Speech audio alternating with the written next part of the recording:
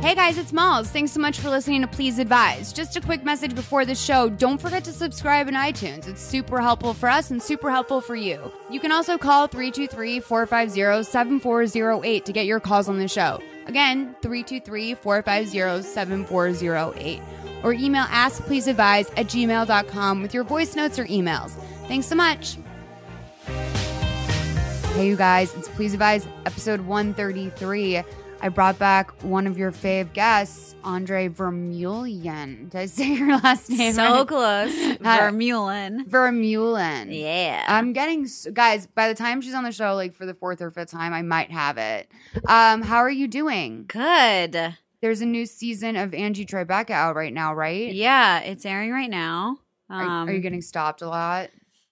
No, that would be fun.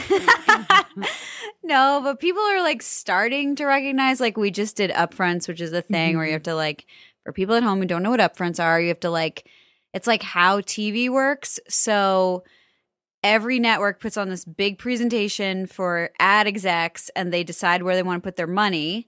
So we have to go and just be like, hi, and like look pretty. And normally I feel like such a like, what would it be, like the youngest child of the family or something? Like everyone's stopping everyone else, asking for autographs and pictures and stuff, and like no one knows who I am. The middle child. Yeah, okay, so the middle child. That's right. The youngest child's like praised, right? Mm-hmm. I'm an only child, so I just don't know. Yeah, I don't know at all. But last year there's a little more, and then this year there were more, and there were people attempting to call out my name, which was very funny. It was really like, funny. Andrée. And I was just like, I didn't even correct them. I was just nice. Do you have to do like a lot of like, are you on like a press line doing that part of it too? We had to do like a red carpet. And then this year we didn't have to do press interviews, which was nice. That's good. Yeah. Damn, upfronts. That's like, you're right. That is something that most people probably do not know about. Yeah, it's like how TV runs. Yeah. It's this age-old thing. It's like so important. Like the TCAs too is like that, right? Yeah. Like there's a day that you have to go out to like the Critics Association and give them kind of your spin on your show. We did that last year. Yeah. And I was going to say, I think it's different now just because TV programming has changed so much. It used to just be like, you would only program from September to May, and then everything else was reruns. And people don't do reruns anymore. They like program shows for the entire year. Yeah. Yeah. It's crazy. I mean, that's good for something. It's good for my TV watching schedule. Yeah. It's good for work, for people. It hasn't been good for me. So you guys, since you're a repeat guest, you don't have to give 3 reasons why you're qualified. I think everyone knows why you're qualified. And you were here when I had like a fucking mental breakdown about that lady who wrote that crazy letter. Yeah. So I'm not going to cry today. That's a promise. Okay, and I may will. be too tired to cry, which is good. Like it might be so not crying. I'm like emotionless. So if you notice that within me, it's not you, it's me. It's the Pumptinis. I have a DJ James Kennedy size hangover, so it's, oh my God. It's pretty big. Do you watch Vanderpump Rules at all? I don't, but I know Ariana. I just know her from life. We met Guillermo, the manager of Vanderpump, or of SUR last night, and this is really weird, and I would like your take on this. He's a successful manager of a owner restaurant. He's one of Lisa's only partners, except for Tom Sandoval, I think is going to be her partner now. Ariana's boyfriend. But he's in a Cialis commercial right now. And I don't understand why you would be in a boner medicine commercial if you also own a successful restaurant. That's so weird. Like, is it, do you think that maybe he just more than anything would just like to be famous? I guess so. I'm sure that took a lot of convincing. I want to know like how they spun that for him. They're probably like, everyone knows that you don't. They probably think you don't need this. Yeah. But we're trying to show people that like even cool, successful guys sometimes need a little help. We like tweeted from the account like we were with the boner medication king himself and he retweeted it. What? Yeah, like we were afraid to tweet it while we were in the restaurant because we were like, we don't want him to like come back to our table and yell at us. Oh my God. So we sent it after he left, and like literally the fact that he retweeted it was such a surprise to us. Like we were That's like, so interesting. I wonder if he even knows why we call him that. Maybe he doesn't even know he was in a boner medication commercial. Maybe they just took some stock footage of a man walking a lady down the street that he did, 10 years ago. That's so weird. Because it does also seem like it doesn't seem like the right move to like, oh, this will like make me a credible actor. Like, No. that's something that you do when you're broke, right? Yeah. Like commercial It's auditions like, and stuff, or breaking your teeth. Jamie Lee Curtis, right? Doing the poop yogurt. Yeah. That's like, Lisa Rinna and Depends. yeah, that's like Whoopi really. Goldberg. What did she do? What'd she do? She did like it was like a depends situation, like adult, like in case you leave for older ladies, like sometimes you get up from the chair and a little bit comes out. You should have these like panty liners or adult diapers. Yeah, Wow. Kris Jenner did that too because then she pees when she laughs. Oh, From having so many kids. wow. What happens? You start to pee when you laugh. Yeah, I'm not interested in that. that's crazy. I think Gotta I do those would. Kegels. Is that what prevents it? It's like muscles. Those Oh, are all yeah. muscle control. Squeeze I'm 'em. good. Yeah. That's so gross. There's a fine line. I feel like I always battle with like wanting to be very honest and real mhm. and not putting like a unrealistic ideal for women out there. Mhm. But at the same time, I like to have a little feminine mystique Sure. and like not expose everything that I do, Sure. all of my tricks. So it's interesting. That's just within me to battle those things. So I'm like, wow, all right. So if I was approached, if I'm like in my, I don't know, late 60s, right? And I'm approached with like a feminine diaper situation, Yeah. I don't think I would do it. Right. I would want to keep my mystique alive, Right. but maybe I would speak about it, I don't know, on a podcast or something. No, I'm with you on that. I think that like Lisa Rinna said she did the Depends ad because she and Harry like hadn't been working. Harry Hamlin hadn't been working. Okay. And she's like, that's how we like, she said it saved her bacon Wow. because they like had no cash. They were like, and they live in Malibu. They had 2 daughters and like, yeah. she was like kind of out of the spotlight. In fact, like I feel like I didn't even know who Lisa Rinna I didn't know she was an actress by trade until what? I was a huge Days of Our Lives fan growing up when I was a kid. So Yeah. she's like the best Billy. Like, I can't No. picture her. You can't picture her. No. You will like. She's one of those people that like you'll not. Where she has like she's famous for her big fake lips. Like she's like a lip implant. Oh, And she with has the that, dark like- hair. She has that little like wispy short haircut. Yeah, I think I Own it, know baby. who that is. Yeah. But so yeah, she did that, and I always thought Yeah. of her as some sort of like red carpet personality. Like I had no idea what her deal was. Like that she was maybe famous for being famous, sort of thing, or being married to someone famous. But no, she has her whole career. I remember that my great grandma used to watch soaps every day. Yeah, I never really got them. I never understood them. They still have them. I know. I But don't know like, anyone who watches them. I think it's probably the same audience that like does HSN, like that like Okay. actually buys things from like Yeah. HSN and QVC. Like they're like at home passive viewing. Your mom buys Yeah. stuff from QVC. Like what? she just got me a pot set, like a pot and pan set. Yeah, I mean, I think that's great. Like jewelry, little things like Yeah. that. Yeah. The closest to QVC that I come is just watching Lori on Shark Tank Yes, talk about how she's the queen of QVC. Yes, And one time I did the shopping channel, which is the Canadian QVC. yeah, I used to work for a makeup company. I think I said this on the last time, but we went on the shopping channel. uh-huh. So I did the demo like on air. Oh, you had a joy moment. Like, Yeah, I was like I had a model and I was doing the I makeup don't on think her. You did tell us this. I didn't tell you that part, but I might have told you that I worked as a makeup artist for a while. Yeah, that I think you did say. Yeah. how did it go? Oh my god. I don't know. I mean, the brand no longer exists, so I guess we didn't do very There's well. that. Yeah. That was like a few years later, though. The reality of it is that she refused to sell to a gigantic company, and there just comes a point where you cannot put out enough inventory. You can't have enough inventory and then put it out, and you just can't keep up with the demand when you're a tiny company. Yeah. And so you get stuck in this little pocket, and it's just becomes very stressful. I put like starting a makeup line up there with like the delusion it takes to think you can open a restaurant and have it go well. Like, it's just such a niche market. There's that. It's so expensive to like get just like the startup sort of stuff for it. Like, I really do think of it as like a fool's errand. Like, I worked for social marketing for like, it's probably my fault the company shut down, for like a little known makeup company. And this woman was like, I just saw her like putting all of her money into this company. She wound up getting totally scammed by like someone who promised to like use her makeup in Dubai or something. Then she ended up flying to Dubai. Like the girl completely abandoned her at the airport. It was insane. It was like this whole like crazy thing.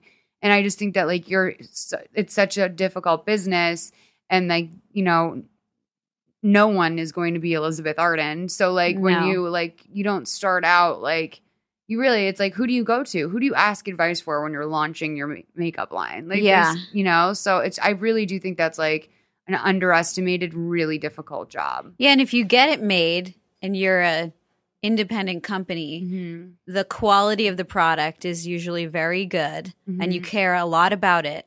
And that is so expensive. And then a big company buys it and they buy a lower grade of all the ingredients and the product changes. So you have to just like sell your soul. Yeah. And abandon the thing you cared about. Yeah. I was asked to like write something about makeup recently, and I was like, my passion's just not there. No. Like, I was like, it's not something, I'm not even like, I just don't like, I'm not a vain person. The only aspect of vanity I'm obsessed with is like maybe curious about other people's obsession with it. Yeah. Like the whole like contouring thing blows my mind, and like not in like a fun way. No. Where I'm like, ooh, what's this? Like, you know, like I'm just like, that's fucking freaky. Like, why would you ever need that much stuff on your face on a day-to-day basis? It's awful. One time a couple of years ago, someone contoured my face, and it was so bizarre. I kept thinking, like, why do I look so weird in all of these pictures? Yeah. And it's because, like, they contoured my nose, and, like, I don't have a nose that – I don't even know what kind of nose needs to be contoured. I would say none. Yeah, but you have a very, like, good bridge of your nose. It's very, like – it's not, like, too wide, or, like, it's not overly long. I don't know, whatever. But so – because my nose is not very wide, when they contoured it, it made it look very long and skinny. Yeah. And I was like, what is happening? Yeah. It was so weird. Yeah. And I just no one's ever done that again, but I had to specifically for a while be like, just to make sure, like, you're not going to contour. Please don't contour my face. Yeah. No, if anything, you would probably just need a little bit of highlighter on your nose or for a picture or something like that. I don't even do that. I'm just like... No, that's like weird that they would do that. Your nose is like perfect. But yeah, I think that like, well, there's always some level of contouring. It's just like, it's that freakish thing where it's like, I literally do not know what to do with the makeup palette that has like dark brown makeup in it, and then just like white makeup in it too. And I'm like, what, like literally the color white. I'm like, what am I supposed to do? Like, how would you ever blend these things together to equal one face shade? Like, how would you ever pull that off? I actually think it's a lie. Like, I watch these beauty bloggers like blend themselves out, and I'm just like, this isn't real. Like, this isn't how, like, no normal person could achieve this at home. You had to have gone to school, or you have to have put like your 10,000 hours into it. Well, the other thing is, these bloggers who do it, or these like Insta famous people, we're seeing them in a picture or a video. But if they walked outside, I'm not sure that would look good. I always am like, how do you move about the world? Yeah. Like, it's so weird to think like, whenever it's shocking to see someone with that much makeup on. Yeah. It really is. I know someone who is pretty great at their makeup.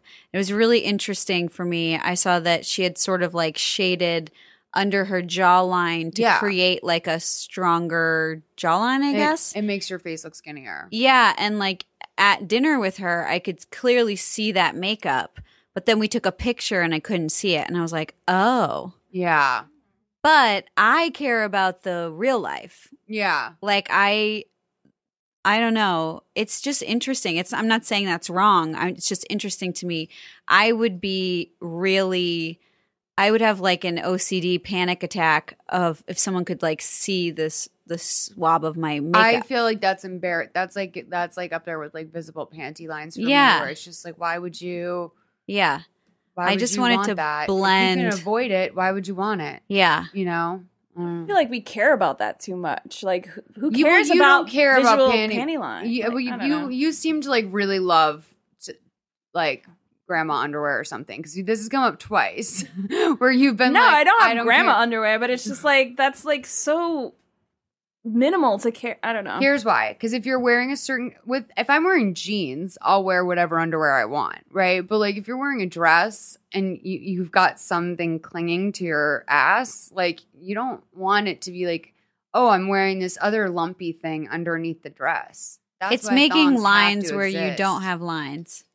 It makes like little rolls where they don't need to exist. No, I mean I've worn a dress with underwear before, guys. Like I just think like it's just too much thought is put in. I don't know. Yeah. But my thing is like if I have visible panty lines, then too much thought is being put into what underwear I'm wearing more than if I had just put on a thong that day. Yeah, or just no underwear. Yeah. Well, that's where I actually get weird. Like really? I don't feel safe like without underwear on. Like, you think you're gonna get a disease? No, like I just am like, this is too vulnerable. Like there needs to be something between my crotch and the world. Like there just needs to be. Like I admire women that can wear like a short dress and be like, I didn't wear underwear. It wouldn't have gone. Like, but I will wear a dress without underwear for sure, but a very short dress, no. Yeah. Because I would not want any contact with any sort of seat or something. That was a whole plot line on this season's Real Housewives of Beverly Hills that like took the show over. It was that Erica Jane. Do you know who that is just from like pop culture? No. She's like a fabulous woman. She's married to Tom Girardi, who was the lawyer in Erin Brockovich, who like came in and saved the city. Like basically he is a big time lawyer. And he's married to like, you know, what's considered to be I think a trophy wife, but I think she's the shit, Erica Jane. And she didn't wear underwear to a dinner party because she had on a short white dress that was like basically like even if she had worn a thong, you'd be able to see it. So she wore nothing. And one of the other women's husbands like got a little like upskirt shot of it, like just looking. And so it was a whole thing this season where another person bought her, like the woman whose husband saw it, she bought her a pair of underwear and was like, maybe next time you could wear these.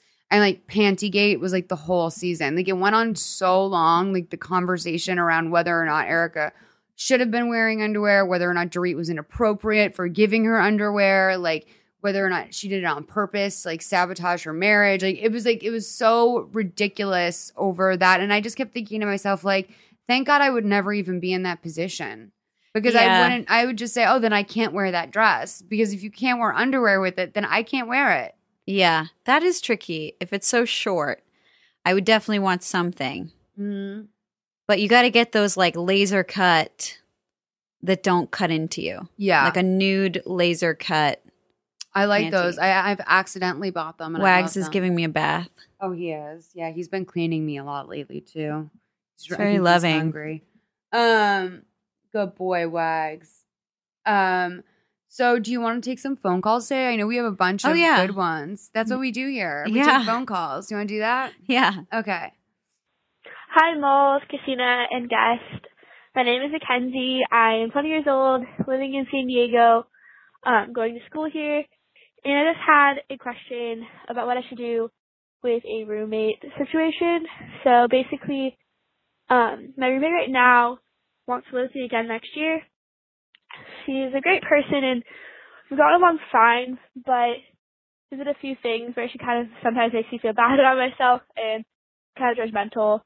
And so she hasn't been the easiest person to talk to when it comes to friend situations, like in a friendship. But as a roommate, she's been fine.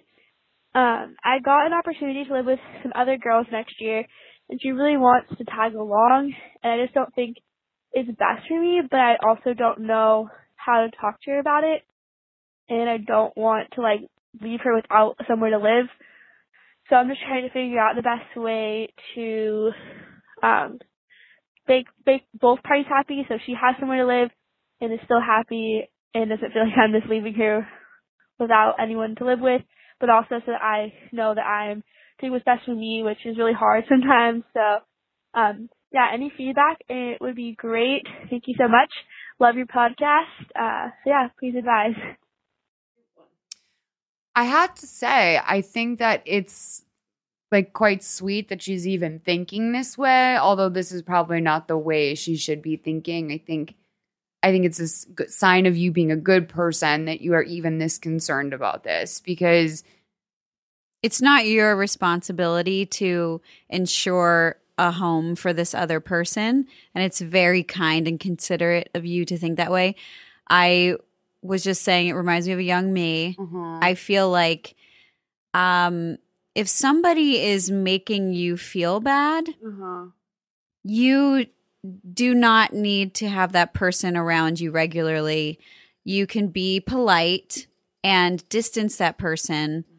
But it's pretty imperative that they're not in your immediate, intimate circle. Yeah. Because that sort of person pushes you down, which you think nothing of it on a daily basis, but over time, it adds up to you feeling less confident, you achieving less, you thinking less about yourself, and it's just a nightmare. And when you set up boundaries with people who perhaps don't treat you the way you deserve to be treated, another door opens. You do invite in people who will treat you the way that you deserve to be treated.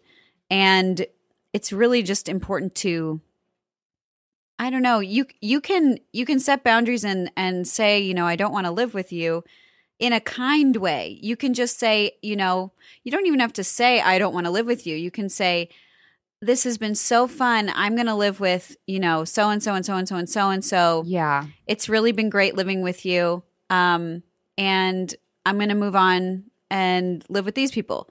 You know, you don't invite her, and you don't need to go into why you don't want to live with her.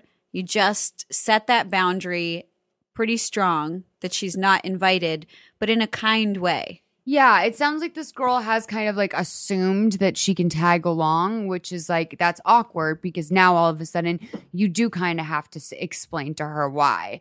And I think that this is why I love college, and I think college is so important, is it's like necessary for an extent for people who just graduated high school to have this sort of like incubation period where they figure out how to be a person and stand up for themselves and how they want to interact with people. And again, like, you're so right. Like, you know, when you keep negative energy in your life, you're keeping it in your life. You're choosing to be in this purgatory that you don't have to be in. Yeah. And I did have this like realization recently that like there are bad things that I carry on me, like accessories, like where it's just like, oh, but I've got this one friend that I'm writing with, but like I don't like the way she talks to me, or like I have this one thing and I don't like the way that this looks, or like whatever, or every time this guy comes over, this happens, but you know, overall he's great. Like those are things that I wear like like they're as meaningless to me as a bracelet. So why not just take it off? Just take it off. And I think that what people do, and it sounds like you're doing what I have done, spent a lot of time doing, is thinking more about other people than other people would ever think about me. Yeah. So I do think that this presents an interesting situation where you can make a change here that will like honestly set you up for how you deal with things like this for almost the rest of your life, which is just and give yourself this positive experience of going to her and saying like, hey, like I want a brand new fresh start next year. I want to move in with these girls. Like, you know, there isn't really a room for you, like, or basically like based on, you know, I just don't feel like this is something I want to carry into next year. And it's not because I dislike you. Like I actually really care about you, but like I just want a different roommate. Like I think that that's a fair thing to say. And but by the way, like that's exactly how people wind up ruining their college experiences, is not being able to say something like that to their friend and just like carrying someone with them for 4 years because they were randomly assigned freshman year. You know? And I think, you know, Mackenzie, you're probably like I have been and still am to a degree terrified of conflict. Sure. It's so scary. And probably what we're saying right now sounds insane. Like, how am I going to say this to her? That's more terrifying. And I think you're probably wondering what her reaction will be. And you're scared of what her reaction will be, especially if she's someone who hasn't always been kind to you. And I think a practical thing to do before you approach her is write down what you're going to say. That's always really helped me. Write down what you're going to say and try and keep it in I feel statements, not you did. 100%. Like, always put the I blame on just yourself. feel like I need a change. Thanks so much. This has been fun. Just be polite, and you don't need to tell her because you're not going to change her, unfortunately. So you don't actually need to tell her in detail what you think the problem was between the two of you or the dynamic. Don't even go into it because that, if anything, will create more of a conflict than anything. Don't tell her what's wrong with her. Just say how you feel. Like, I just feel like I need a change. I'm really excited to live in this other place. Unfortunately, there isn't a room for you. It's nothing personal. Yeah. And I'm so excited to see you around campus or whatever it is. And make sure you do it ASAP, because the thing is that if she is even remotely resting on the fact that she can maybe move in with you, she's probably not actively seeking out other potential roommates. Yeah. And that could be another reason why she wants to keep living with you. She may not just want to have to do that work. Yeah. Because it is like a task to be like, these are the people I want to live with and why. Yeah. I do think it is important that you're not, I want to throw out this too, is that I do think it's kind of important that you're not really good friends with your roommates. Like, I think that was a big mistake I saw happen a lot in college, where you're just kind of like living in hell. Because like, let's say you and your best friend are in fight, and like she's also your roommate. That sucks. And you're in like literally like a cell. Like you're in like a brick room. Like So that said, maybe like also think about what it is you need to, what it is you need to value in a roommate. Maybe if like you hadn't made it so personal to begin with, she wouldn't have been able to make personal comments to you. And I think that that's very normal to get to college and like dive in and be like, my roommate's going to be my best friend. I think everyone acts like that. And I do think that just goes to show like how random life is and how easy it is, how there is no the one in love or in friendship or in anything, because there's plenty of people that just randomly get assigned someone. And what are the odds that that's their actual real life long, like soulmate, best friend partner, but they wind up being lifelong best friends because of it. Yeah. So I just don't make sure that she has an opportunity now to go find her roommate situation, and that she has no reason to be mad at you, because like if you sat on this for too long, if you sat on this for like 2 months and then she had to like, classic thing at Boston College would be like, someone would just kind of get kicked out of like the group at the last minute and wind up living either off campus or like in this weird building called 66, which was just units that were like little, just like little one person rooms. Yeah. Ed lived in one of those one year. Which I would love. Lived in 66 were weird. I know. I loved it too. They had sinks and toilets in their room. Yeah. Great. Yeah. It was like really wild. And it was the only dorm like that. It was for like the others. It's where the others went. Yeah, I would live there. I'd lived in sober housing freshman year too, which is really cute. Oh, I know. I had terrible roommate problems all through college. In my freshman year, we lived with an RA. There were 2 bedrooms with 2 girls in each room, and I was in the RA room. And she would, I'm a very light sleeper, and she would scuff her feet. She would drag them, and she would wear these slippers that made so much noise on the floor. Yeah. Back and forth and back and forth and back and forth. And I said something to her about it, and it was like war from then on. And this is going to sound psychotic, but she was like sitting at her desk, and she had these little tiny like statuettes, and she was playing with them. This sounds like a horror movie, and making them talk. And there was, she was black. So I'm freaked white. out. Yeah. And she had a black girl and a white girl. And she was like, said something like, I don't like you. Well, I don't like you. Why don't you just move out? And then she threw the little statuette across the room at me and it landed on my desk. And I was like, this girl is psychotic. This is so weird. She's making dolls talk like they're us, which that's also a conversation we had not had. I wish we did. Also, why do you even have dolls in your room? It was so weird. Yeah. And because she was the RA, her name was plastered all over the door in these like construction paper things. It said her name everywhere. And I don't know if it didn't say our names at all or if our names were just once and her name was like 70 times. And so my other roommates also felt a lot of friction with her. And one day we took all of the extra things of her name off the door. Yeah. Because she was acting like a dictator because she was the RA. So there was just one of her name and one of each of our names. And she spun that like we were being malicious.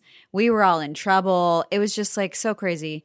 That seems inappropriate, like a bad setup, like setting you up to fail by putting regular students in with an RA. Like, that's just like, first of all, no one likes the RA. No one wants to like the RA. Like, they're just there to yell at you for drinking and smoking weed. Yeah. Like, that's all they do. It's just like you're being inappropriate, busting you, like writing you up. That sucks. That would suck. That's like living like in the same room as the warden at the jail. Like, you want to know that you have some breathing room. It was awful. And the next year I lived with friends and that was much better. So yeah, it's not like you can't live with friends, but no, you can. It's just difficult. Yeah, you just need to really, it's hard. Honestly, the only way you can figure this out is kind of to make mistakes as you go and learn. Mm-hmm. And just make sure that you don't keep making the same decisions over and over again that have the same results that you don't like. Mm-hmm. Absolutely. Do what'll make you happiest in the long run. And you know what? If this girl gets mad at you, so fucking what? She probably will get mad at you. Just accept. I think it's better to actually plan on her exploding. Yeah. So that if she doesn't, you'll be like, oh, great. Mm-hmm. And exactly. Depending on what kind of person she is, she might be like, okay, cool, to your face. And then like you find out she's like talking shit later. Whatever it is, it does not concern you. It has nothing to do with you. It has everything to do with her. And you just have to let it go. Absolutely. Yeah, I agree.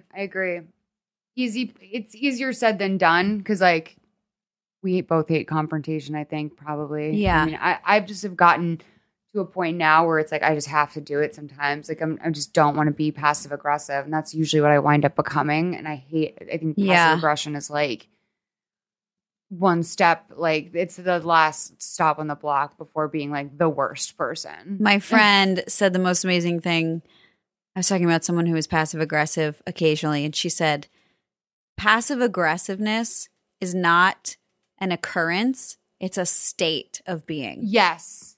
So someone isn't just passive aggressive every now and again. Mm-hmm. It's their state. Yes. And I think if someone is in that state, it's usually because they aren't able to assert boundaries.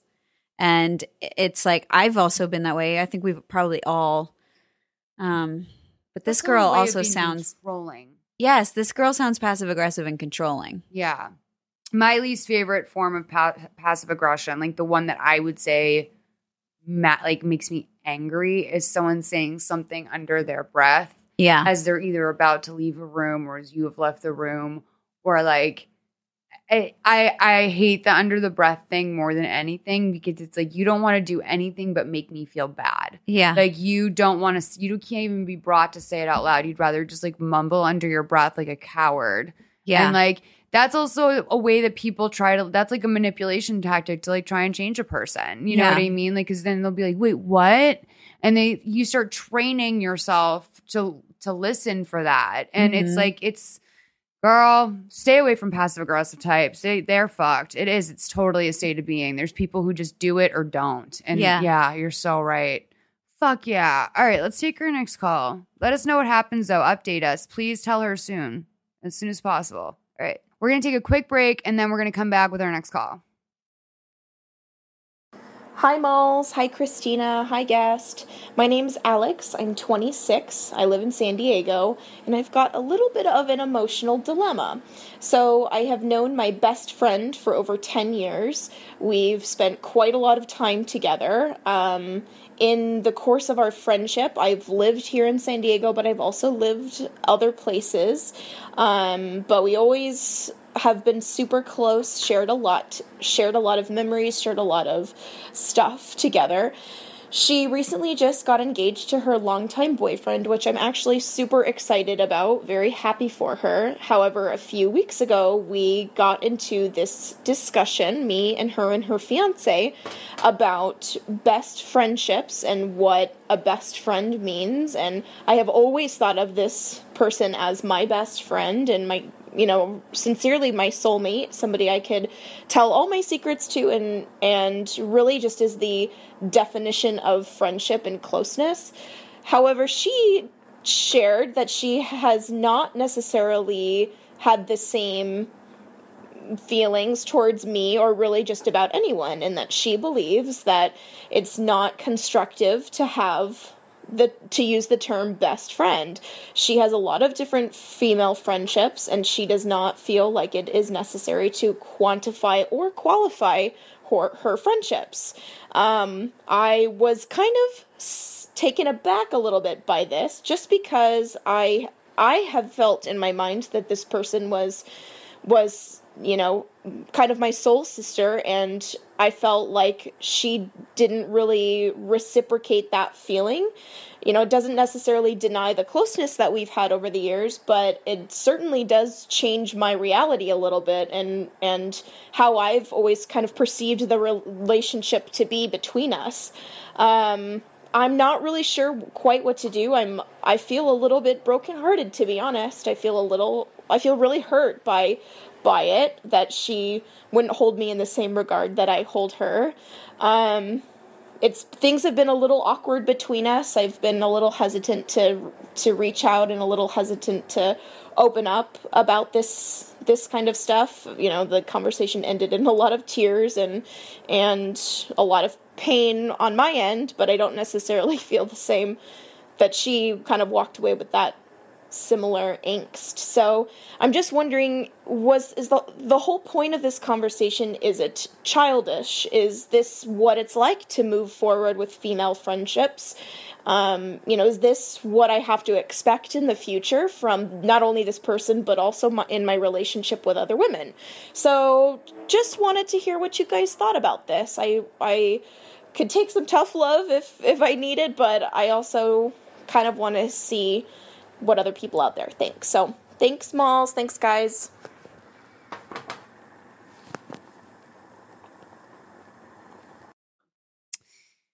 I'm thinking it's because her boyfriend or her fiance was there, right? I don't know.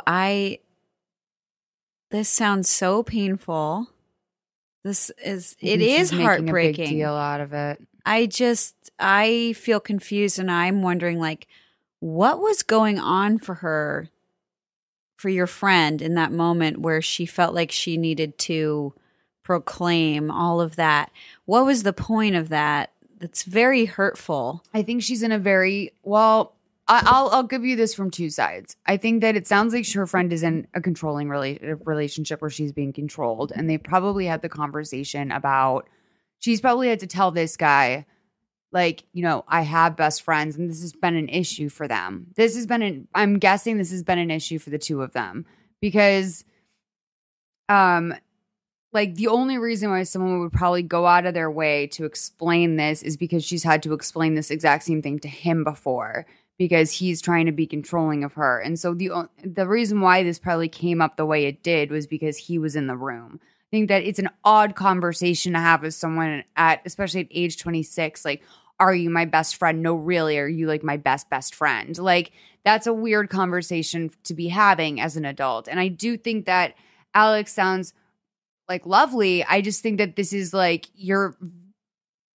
I think that if you're very, very hurt by this, like, I'm weird. I'm a little bit weirded out that she thinks that this is like a testament to how people behave in life and how, she's going to get screwed over by other women. Like that just jumped to a lot of places for me that I just was like, how did you even get this far down this path? Like, because if she counts you as a really good friend and you feel like she's your best friend and you feel that she's been acting like your best friend, why are you so insecure that you need that label? Like, really, I had a friend that was obsessed with like the wedding I'm never going to have. She'd always be like, am I going to be a bridesmaid in your wedding? And I'd be like, no.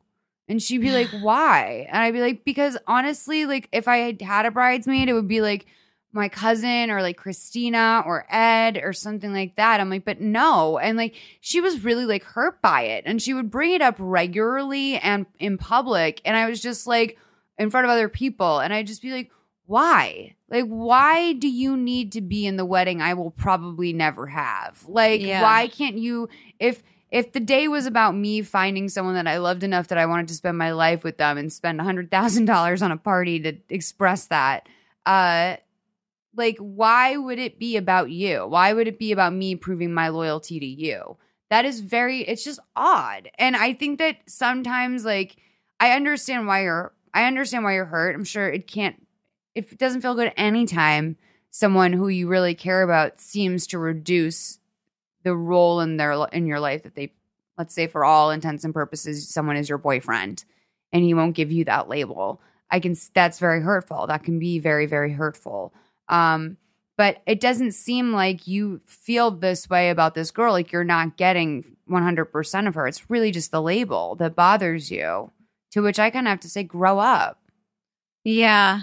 I see both of those things. I think that I do fully understand that if she has had a certain relationship with this girl for so long and it seems like a given that they're best friends, and then to have someone sit there and say, I don't believe in best friends or whatever, I think that's pretty hurtful.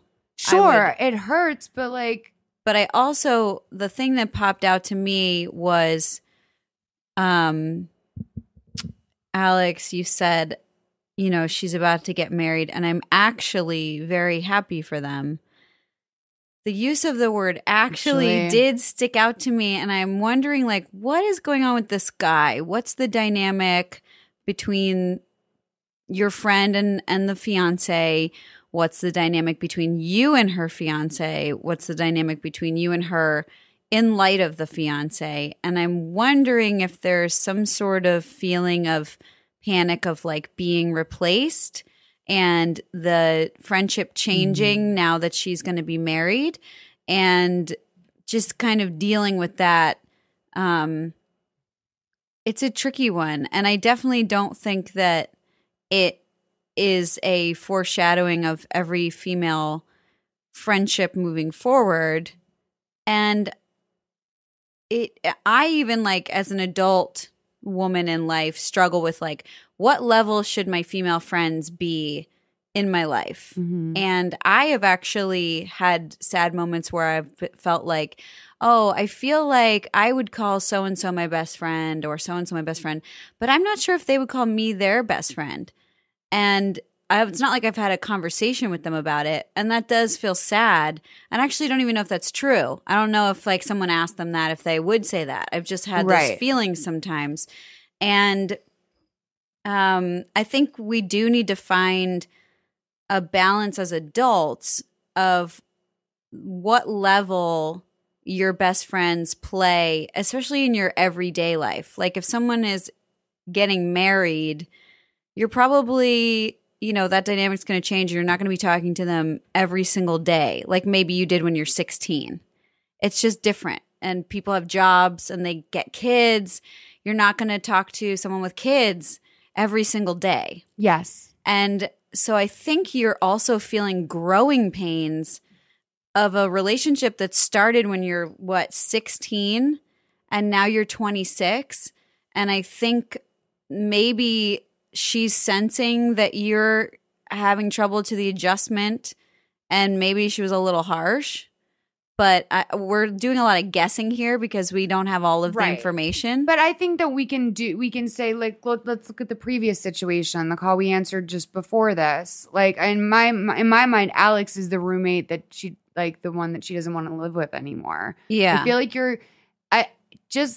by nature of the fact that you even had this conversation, I am very strongly getting a vibe that you're a little bit up this girl's ass. And, like, it's a little bit, I mean, that's annoying. When someone's up your ass, that's annoying. And you need to sometimes put them in their place a little bit to say, like, yeah, dude, I care about you, but, like, you are not my sun and my moon. Like, you are not, like, everything. And, like, I think that that's just, it's, you know, when an adult gets upset about something as trivial as a best friendship label, when someone has, for all intents and purposes, been your best friend, like, and then you call a podcast about it because you like, to even have a conversation where to the point where you and your friend are both crying is very rare in my life. Like, that's like that's a very rare situation where both people are so upset that it's like you can't stop the storm.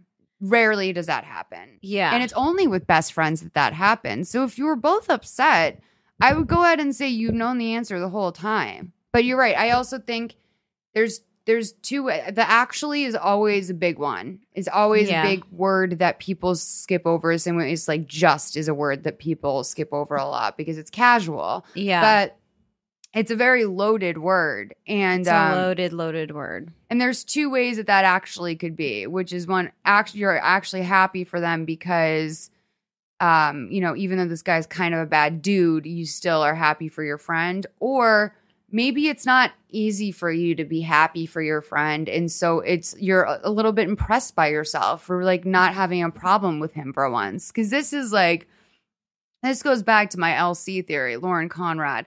It's, you know, Lauren Conrad was the Kristen the whole time. Yeah. Like, Lauren Conrad was the worst fucking friend in the world. And, like, the whole thing was about, you're my best friend. Like, you have to be my best friend. And it's just like, it's literally like the show that the fact that she gets to have a Kohl's brand because she was the worst friend in television history for 5 years infuriates me. Yeah. Like, you're being a little bit of an LC if we're gonna be honest. Yeah. You're too old to be talking about best friends like this. And if you, I think there's, like, gotta be a balance, like a little bit of what Malls is serving you right now, and then a compassion for how you're feeling. I understand how you're feeling.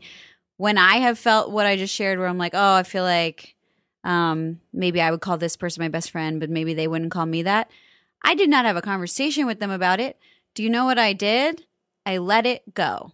Totally. And because we do not own our best friends, we do not own anybody. We don't control anybody. And if you can somehow come to an ability to just let it go and just let the friendship be what it is, which means, like, you don't, you know, you strike a balance. You reach out to each other, but you don't obsessively hound the person. It's very balanced. It doesn't feel like you've called her 7 times and she hasn't called you back. Like, that's like, take a step back and look at the situation and let it be in balance. And when you let it go, it will be so much easier and it will feel much better. And you'll be able to have a true, secure friendship. Sure. That doesn't rest on, you know, these labels and whatever else. Also, if you call someone your best friend and they don't call you their best friend, that doesn't mean they're not your best friend. Right. And to that point, I was thinking, you know, I don't know if it would bother me. I'm sure I have people in my life that I have a false sense of closeness to. That, like, I'm like, oh, I thought they would invite me to something like that. Or, like, oh, I thought surely, like, I would be included in this. Yeah. And, you know, it is tough. It's tough when you learn that, like, you know, for one reason or another, like, maybe this person doesn't hold you in that same regard. But that said, like, this was a shock to you because you brought up a conversation that you normally would never have. Right. Like, I think this was very casual and you're overreacting. And I do want to say that I think that you're doing a great job of doing the good person thing of acknowledging her hurt, but I do have sometimes with acknowledging people's hurt feelings, I have a hard time with that because I don't want them to think that I think that because I'm acknowledging their hurt feelings that I think they're right or appropriate. And like, I don't let's not like get that twist. I feel bad for you. I feel bad anytime anyone feels bad. Yeah. But like, I think that, I don't know. I don't know. No, I agree. It's a tricky one. I think we're also missing so much information in this phone call. Which is also always very telling. We're playing detectives here. It's also very telling when people what people leave out, because that to me says something, and it's another like kind of, maybe she's a little bit of a drama queen sort of thing. Because I think if I were to tell a story like I just did, I owned my part of it. Mm-hmm. And this story doesn't have any owning of her part of it. Mm-hmm. So maybe that's what the problem is. You know what I mean? What do you think her part could be? Like, what's an example? Well, of it that? might be She's up her ass. Yeah, it might be not accepting change. Yeah. Holding on very tight to something and not wanting the dynamic to shift in any way. And it's got to be historical. There's this saying that my therapist says, if you're hysterical, it's historical. So if you're hysterically upset about this, it's triggering something else that's from your past, usually rooted from your family, and it's making you feel feelings on a level that maybe aren't appropriate to the situation, and they are rooted in something else. Like, maybe you didn't ever feel acknowledged by your father or something like that.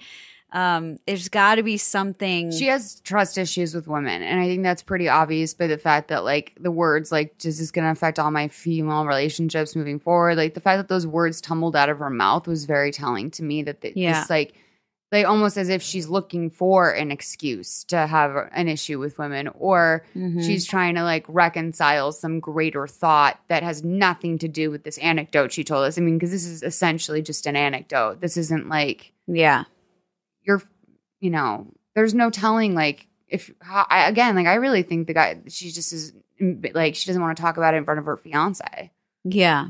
And I wonder, I mean, if I was the fiance witnessing this conversation, I think that I'd be like, I think that I would find that to be, like, very strange conversation. I was thinking, like, why is he there for this conversation? Just the three of you? That's weird. And I think that I would think, like, if it was my fiance who had a friend doing this to them, I would think, like, that's not a good friend. No. Like, that's dragging this out of them, and, like, this is a ridiculous conversation. And, like, obviously, like, I would also be like, it's interesting to me that my fiance is so dead set on getting across this point that they won't even compromise a little bit and be like, I mean, I don't believe in best friends, but if I did use that label, I would use it on you. Like, that would be a nice way that she could have kind of softened the blow for you a little bit. Yeah. But she didn't do that. And so I would really wonder what he's thinking. Maybe he doesn't particularly care for you. And that doesn't necessarily mean anything bad about you. Maybe he just doesn't. I mean, a lot of guys don't like their girlfriends to have friends. That could be it. I really think that could be it. That's so weird. I know. It's weird, but if you can create a hive mind mentality, like anyone that comes in that's a threat to that is, a threat to that. Yeah. Just move past it, girl. And if you can have a therapist, I really suggest it, because I do think this is rooted in something that has nothing to do with her. And, again, to go back to my example, when I had that thought, I was like, what's this about? And I journaled about it, and I talked to my therapist about it, because it actually has nothing to do with any of the friends in my life. It has everything to do with historical shit that I'm just dragging along that, comes from the women in my family and the way that they've treated me. Yeah. So I think you need to do some deep self-investigation with the help of a therapist would be great. I just think everyone on the planet needs to be in therapy. Yeah, I agree with that. And you guys, we have Talkspace as a sponsor of this show, so go check out Talkspace. I actually think that that's a really good resource for people. I can't believe that it's only $32 a week for therapy. That's not an ad. We're not getting paid for Talkspace this episode. But it's $32 a week That's for amazing. therapy, and you can call this person whenever you want. And it's your dedicated therapist. And like you can just pick up the phone, you can text them, you can do video chat, whatever it is you want. And like that is something that I could have really used when I was like, especially before I had health insurance or anything like that. I really could have used that. Yeah. So I think that's an amazing service that they're providing. There's plenty of therapists who need to build practices that are perfectly good therapists. You know? Right before we end this one, I just want to make it clear that although I agree with you, Malls, although I feel compassion for your hurt feelings, I do think you need to own up to your part in this and figure out exactly what it is and why this is happening for you. Mm-hmm. I just feel bad if anybody feels bad, but, you know, sometimes we feel bad because of our own doing. Sure. Yeah, you don't want anyone to feel bad. No, of course not. I think that's a really good way to put it. All right, we'll take another call. But please update us on this, especially if you have any details that you could kind of shade in to give us some more context. That might be really nice to hear retrospectively. I'd also like to know, like, if you've investigated this, if you've really like taken a look at why that actually word came up. Two, if you think that maybe there is a dynamic there between her and her fiance that's really unhealthy and would kind of sway the way that she would react to that conversation. Yeah. And that also, I have to say, it freaks me out that you didn't bring up that. Like, I hope my friend is okay. Like, because my mind would go to that. My friend's not acting the way that I've known them to always act. Yeah. That means something's maybe wrong with them. Right. And I didn't hear any and to be honest, like, that does not a best friend make. Like, zero concern for her. Yeah. Like, what could be going on with her. Yeah. There was nothing about her on the call. So, yeah. I don't know. Anyway. Take our next one. Hey, Malls. Hey, Christina, and whoever the guest is. My name's Alex. I am 25. I live in the Midwest. And I appreciate ya. Just kidding. I love you. I love you, Molly, and I love you, Christina. I love everyone. So I need some advice on something. I have just been feeling like lately I don't have the social life I want to have. Like, I don't make plans that I, want to have with my friends, or they don't make plans or whatever it is. They tend to be kind of flaky. These are kind of my best friends from college, and we don't live in the same city right now, but near enough where we can meet up and do things. But it takes some planning on my part because I have 2 jobs, and one of those jobs is bartending. So if I want to do something with them on the weekends, I need to know in advance so I can take the night off. And I'm fine with that. I lose out on a lot of money when I do that, but it's important to me to see my friends. So here's the situation. There's a music festival in between our 2 cities, and I really wanted to go.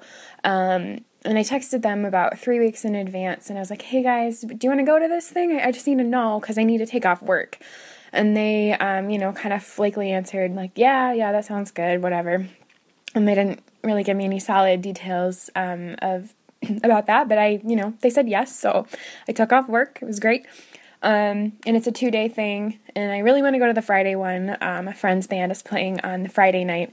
And then there's also the Saturday. So the festival's coming up next weekend. I have work off, losing out on money. That's fine.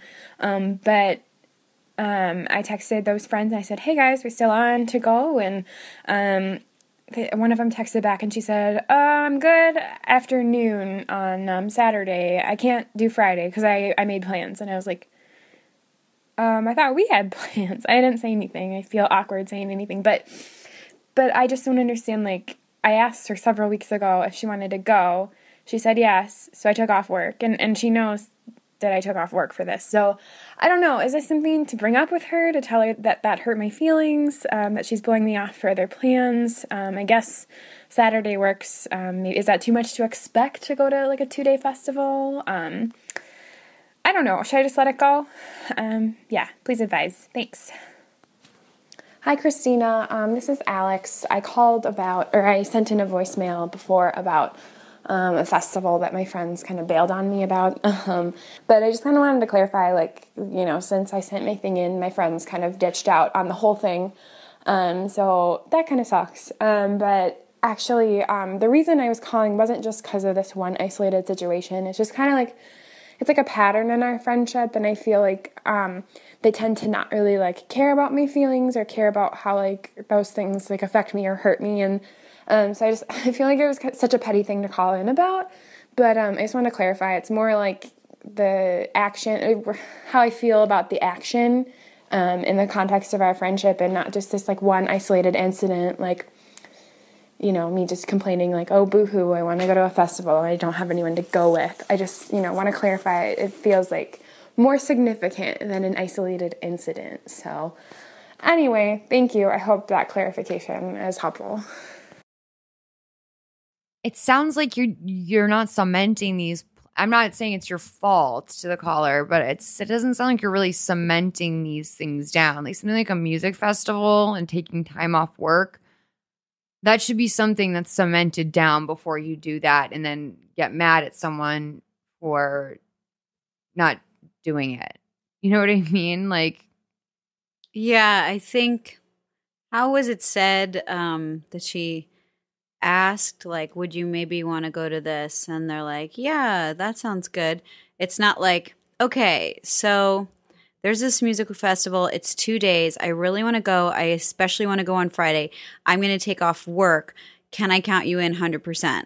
that's the way, exactly. That's the way you ask for a plan. And she even said, like, oh, they kind of flakily said yes. And it's like, well, if you know that they're being flaky even when they're answering the general question, then I think it is safe to assume that they're going to be flaky about this situation, as well as the fact that they tend to be flaky in general. So, like, if you know that of these people, I think that this is where you start to again, like we've been talking about this off mic, but just I think it's important to make a decision about what if you don't need someone in your life and if they're not adding value to your life. And it doesn't seem like these people are adding a lot of value. You just seem like annoyed. You're missing out on work and money and a festival. And did she say she bought the tickets and it was planning on them reimbursing her? She didn't say. But I would assume that's kind of what happened, right? Yeah. I mean, I'm not really sure. Yeah. I mean, what I would like is if in the It seemed like she was like like she jumps the gun. Jumps the gun, yeah. When it comes to plans. Like, all right, I got the tickets, even though nobody said like a firm yes. Right. And it's like, okay, I took off work, I got the tickets. Like, what's going on? Yeah, and I think that what would be great is if like you could take that and use it just for yourself. Like just say for yourself, like fine, they're not going to go. Like, I still really have this passion about going to this music festival. I'm going to go myself. Like, I took the day off work. Like, I'm going to see if a different friend can do it. Or I'm going to, like, invite someone that I've been meaning to be friends with that, like, I haven't gotten around to hanging out with them. Yeah, and also if you go to the thing that you really love and are excited about, you might also meet more people who love and are excited about the same things as you. I think you need to make very definitive plans, and if you do not get a definitive answer from them, you know that the answer is no, and then you can plan accordingly. Do I still want to take off of work and go to this festival? And if you continue to make very definitive plans that are very clear and they don't want to hang out, then you need to ask yourself whether these friendships are worth your time. I agree with that. Yeah, I am a little bit surprised today at some of the themes. Sometimes these themes naturally emerge in the show. And like, I think that at 25, this should be something that you know. And if you don't know it, this is time to like learn the hard lesson and learn it once and for all. Because like, yeah, people are going to continue to do what they've been doing the entire time. And it's not going to change, and it's not going to make you... Like the fact that the only unfortunate thing about this situation really is that it affected you negatively. Like that's giving a lot of power to people that like can't even pick up the phone for some reason. Yeah. And I've been in situations where I've been like disappointed by a friend, like, not pulling through at the last minute or maybe being, not a good sport in something. Like I've had a friend like say like yes to something and then like not be happy the entire time they're there. Yeah. Which is miserable. And like you don't want that either, by the way. So like you can also look at it in that way and say at least they're not like showing up and ruining my day. Maybe they're busier than you and like something popped up last minute on Friday and she like there's oftentimes, I mean, in our business anyway, you know, sometimes things pop up and it's like, hey, you have to audition for this tomorrow. So you need to like stay in tonight.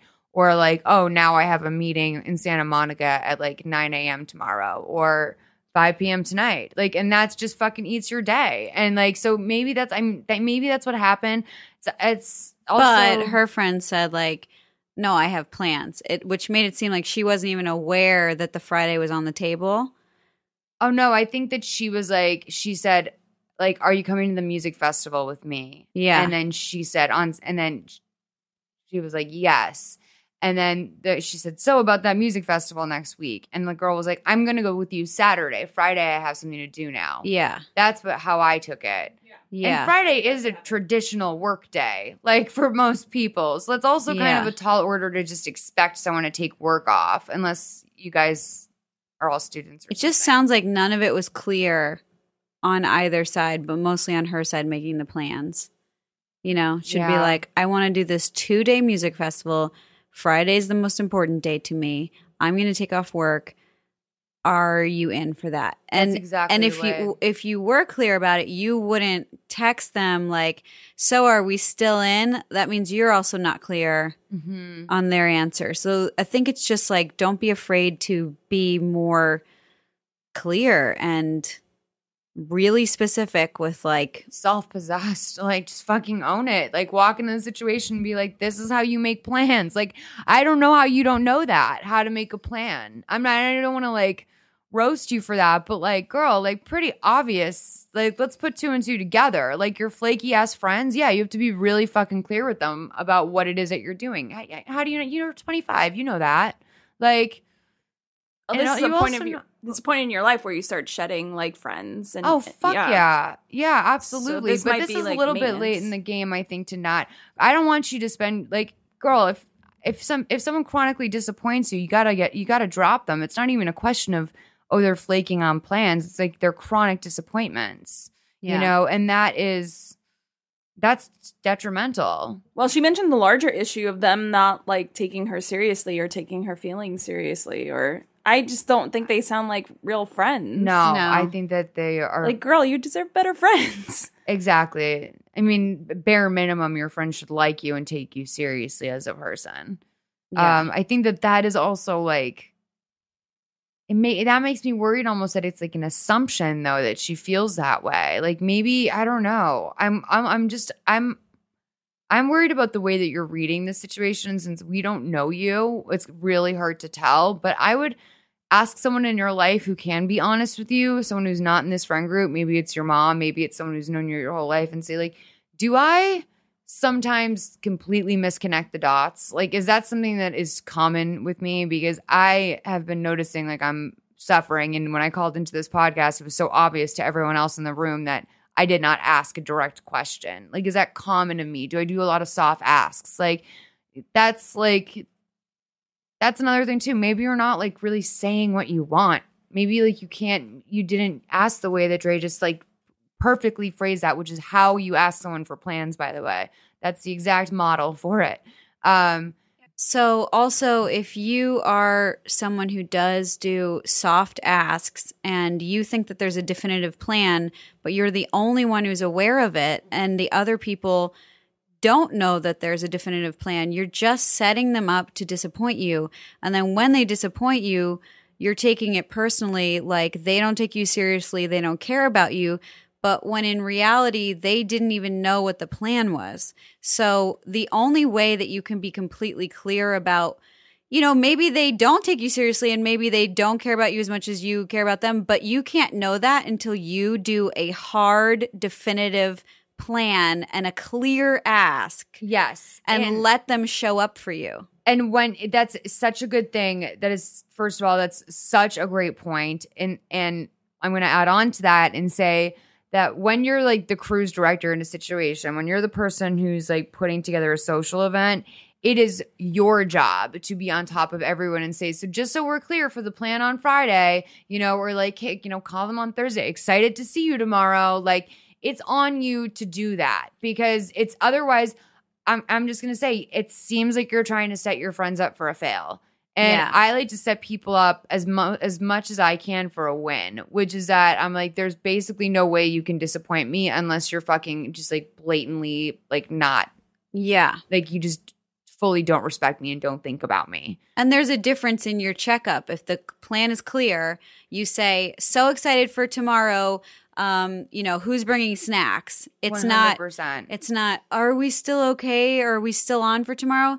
That means that nothing was clear from the beginning. So you're guessing as well. Mm-hmm. When if it's clear, nobody's guessing. You just assume that everyone will be there unless you're told otherwise. And then that's, your friend's responsibility to be like, actually, I can't make it. But that just takes very clear planning. It seems almost like a little bit of like, the reason why I'm like starting to get like mad about it a little bit is because I'm like, this feels like a test to me. And I don't think tests are fair. I don't think that it's fair to expect someone to read a book, or I'll borrow from the hypnotist you sent me to, trying to get everyone to see your movie. And like, if someone doesn't know that they're being tested on whether or not they show up to a music festival on Friday, like they're not going to prepare for that test. Right. And like to just expect someone to walk through something knowing how to handle it without you ever saying directly, this is how I like things to be handled. Yeah. It's kind of fucked up. And it's like, it's manipulative. And I think it's something that people can do subconsciously as well. I'm not saying that you're doing this in like a malicious way. Well, somebody must have done this to you in your life. Your mom must make plans like this, or somebody. And if that made you angry, then I know it's true. Yeah. Like somebody else communicates in this way with you because you had to have learned it somehow. I think people, I can't think of one person, but I can think of like, just like tests that people run on each other. Yeah. Just like, I'm going to see, I had an ex that would always like, if I said red, it must be because I secretly meant green. Like, and like that, you know what I mean? And I was always like, that drove me nuts, because I was just like, not only do I feel fucking insane, but I feel like I'm being treated like a person who's a pathological liar. And like, also I'm being accused of having motivations that literally have never occurred to me. Like, it would never occur to me to like trick someone like that. No. So it's just like, that's something that like, I think, I've known a lot of people who do that. Like, it's very like common in young friendships too, like high school and stuff like that. Silent tests. It's like, it's not on like the best friend call at the beginning, to be honest, which is just like, like why, like if your best friend has been acting like a best friend this whole time, why do you need to hear best friend? Yeah. It's like sick a little bit. I don't know. Yeah. I don't know. Make clear plans. Sorry your feelings were hurt though, that you didn't get to go to them. Did you go to them? Did you go to it? I hope you went. Yeah.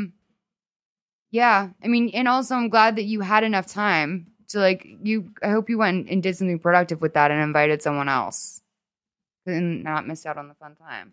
All right. Do we have any more calls, girl? We do. You want to do one more? Yeah. Okay.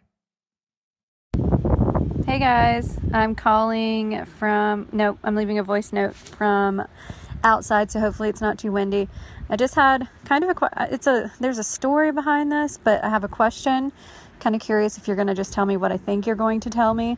But basically, okay, my mother is an addict. I'm about 35. I'll be 35 this year. And I have a younger sister that's 5 years younger than me.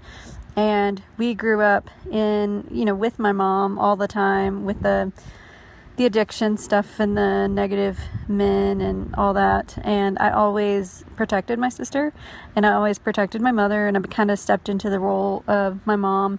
And there was a lot of resentment between me and my mom for like a really long time. But the only thing that I treasured was the relationship with my sister. Cut to, that was us all growing up, and she lives in Louisiana, and I moved to Austin, Texas, 10 years ago. So cut to now, where all this time I've always wanted to have a relationship with her because I thought that we were very close, and I'm starting to realize that she's never really seen us as close, and despite me valuing our relationship and thinking that we were all that we had for each other. And anyway, it's gotten to the point where she just went through a divorce, like a pretty messy divorce. She's officially divorced. It's been about over a year that she's going through it, but she's completely cut ties with everyone in the family. And heaven forbid someone tell her the truth about how she's making people feel. And I say that because she'll call when she needs money, and then she won't answer the phone just to have a conversation and be a sister. So I'm curious, do you think I'm being selfish to want a relationship with her? Do you feel like she's being selfish to cut everyone out in the family? I kind of think there might be some drug use involved. She also doesn't communicate verbally. She kind of reacts to things instead of talking through things, and I've always been the one that talks through things, so I don't know if I'm projecting my expectations of what a real relationship should be onto her. I don't know what I'm saying. What's your advice? Do you feel like I should let her go? She's at this point completely blocked me from her phone. She doesn't show up for holidays in Louisiana. No one really knows what she's doing anymore, and she's kind of isolated from everyone. I wonder if I should be giving you more details, but hopefully you can help me with what I've given you. All right. Thanks, Malls. So this was amazing, actually, because this caller chose to do something that no one's ever done before, which is just amazing. She sent us privately her sister's Instagram handle as well. And I wish you guys, I hope from now on, if you feel like you need to describe a character to us and we don't send us their social handle, we won't post it. But I've just spent some time going through her sisters. Stray's going through them as well. And they are illuminating photos. Her sister is somewhat popular. She has more Instagram followers than I do by like a pretty large margin. She is beautiful. She is someone who's pretty heavily tattooed as well. So I'll just like throw out those things first as those things. She's somewhat known, and has got a very distinct look to her. I think that I have to reference my sister Jodie Sweetin and talk about how in her book Unsweetened, were you the one who asked me if she's really my sister? No. Oh, okay. Someone asked me, and it was Jessica. That girl Jessica. But anyway, Jodie said in Unsweetened that one night she was at the Roosevelt Hotel, and the Olsens were there, and Mary Kate kind of like cold shouldered her. And at the time she thought it was because Mary Kate was embarrassed to be seen with her, but she realizes now that Mary Kate was probably going through something more similar to what Jodie was going through than she had realized. And I do think that when you bring up that maybe she's dealing with some shame stuff around possibly like drug use herself, first of all, I think your sister sounds a lot like me. Like that is how when I'm done, I'm fucking just like done. And I can maybe pick back up a very long time from now. But that version of me that's alive right now, whatever that version is fucking done with you. And that could be for a variety of reasons. It could be from anything from, I don't have any good news to share, so I don't want to talk to you, or like I don't feel safe with you in that moment, or I feel like our priorities are entirely different.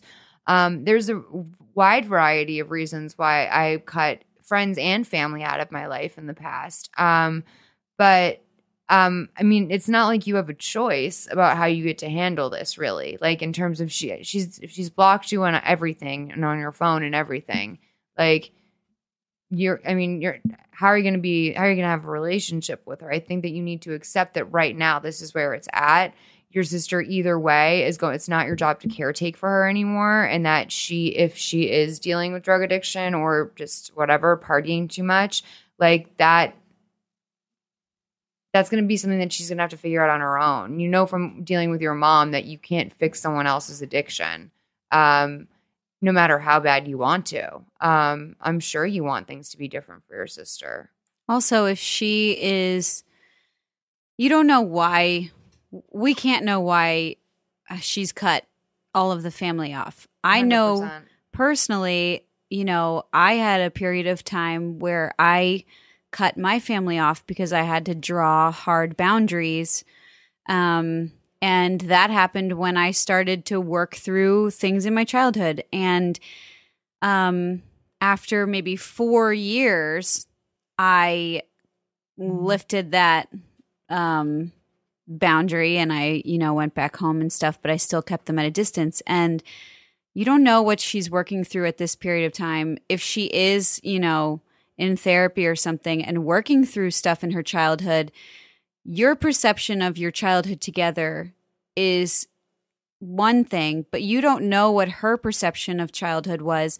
And I know that if you have come up with a mother who is an addict, there are many levels of trauma that can happen. And I think it is perceived differently depending on your role in the family and, you having a sort of motherly role and then the both of you having kind of, unsettling feelings about your own mother. If you were her mother figure and she's dealing with her actual mother figure, might be all sorts of things that she's dealing with and coming to terms with, and you don't have control over them right now. And you can't do anything but, if you love someone, just let them go. Maybe she'll come back around in a couple years. And it is painful for you, especially if you felt like you really protected and took care of her and were more of the parent figure in that relationship. But you're not actually her parent figure. And you have to not sort of want to govern what she's doing in life right now. You're used to having that role with her, but it's not your role anymore. And that might be upsetting, and she's made a choice that doesn't make sense to you. But somewhere within her, it makes a lot of sense, and she's clearly not able to, explain it to you or the rest of the family right now. There could be things that have gone on that you don't even know about that she's processing. And and you're so exactly right that everyone takes something like having an addicted parent and they process it entirely differently. Birth order certainly has a lot to do with that too, but then also just the uniqueness of being a human. Everyone takes that and processes it in a totally different way. For you had to become an adult and pull yourself up by your bootstraps and raise your little sister. For her, she may be wondering, why did my mom never love me the way that, there was never a window with my mom like that. And maybe she thought that you were the one who was loved or something Totally. You have no idea what it is. I will say that your sister had a quote up on her Instagram that I thought was really interesting. That was her motivational quote. And it just said, protect your magic. And I think that's a solid, as far as inspirational quotes go, that one doesn't bother me too much. But I think that says a lot. I think that really kind of says it almost all. She's coming from a place of defensiveness right now, and not necessarily in a bad way. She's trying to protect herself. She's trying to have her armor up because she does know that, at the end of the day, she is a child. She has an inner child. She's just a person in a body like all of us. So I think that she probably is walking through her life right now, trying to do the best she can, and maybe, I don't know. She also needs to, and she might be going through, standing in her own self in this life on her own. And it's important to her to know that she can do that on her own. Yes. If you have sheltered her and brought her up this whole time, and it was an emotionally traumatic upbringing with your mother, she needs to know that she's okay all by herself without anybody. And, she has her inner fire and it burns bright, and it's enough for her, especially with that protect your magic line. But we forgot to address that one of the reasons why she gave us the Instagram handle is because she wanted us to assess for narcissism and drug use. Is that the other one? I mean, I would say that your sister looks like someone who could either be heavily into drugs or completely straight edge. I don't know, that could go either way. Sorry, sadness, not drug use. Sadness.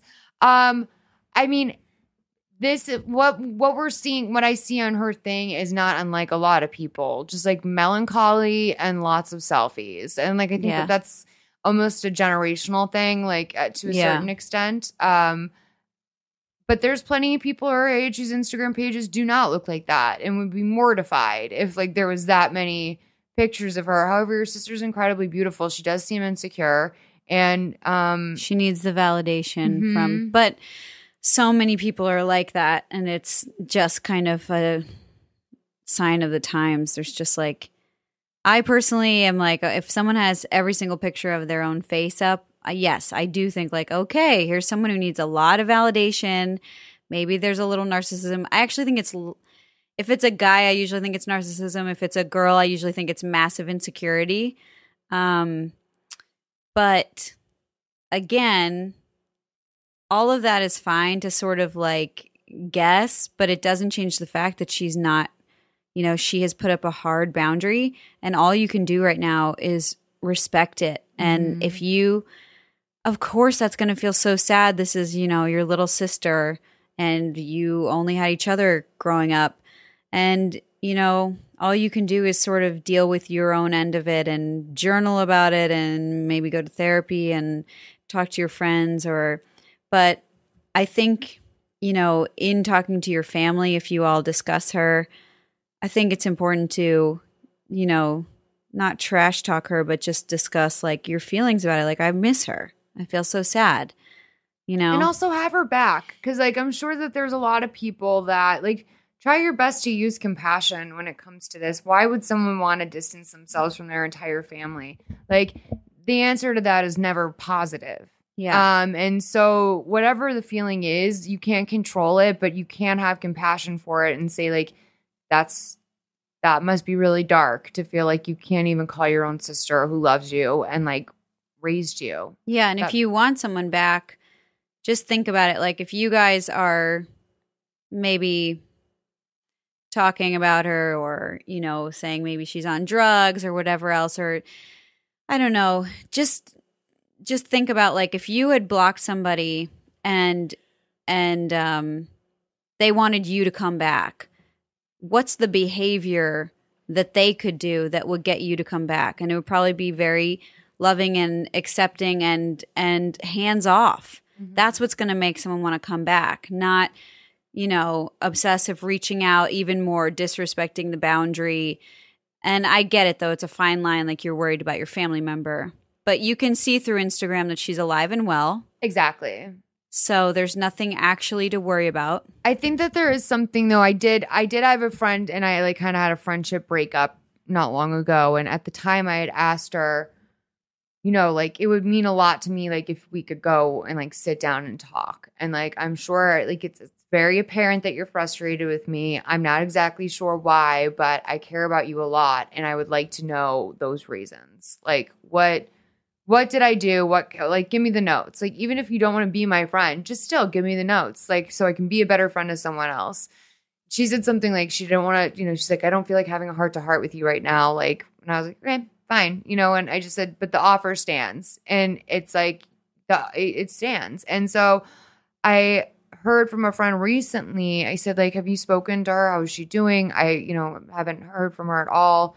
And she was like, yeah, she said something about like, how she just felt it had been so long that she felt weird reaching out to you. And like this person that I thought was like done with me is not, in fact, she's not done with me. She's waiting for, she just thinks too much time has passed and it would be weird now. Yeah. And when in fact, like, it would just make me feel really good to hear from her. Right. So I do think that one thing you can do that people, especially when they distance themselves and then later feel ashamed for like not dealing with the issue more head on, they sometimes get into a pattern of continuing to not be in communication just because they're afraid you're going to be mad or that there's going to be shit to like, you know, she's going to deal with the world of shit when she finally comes back into your life.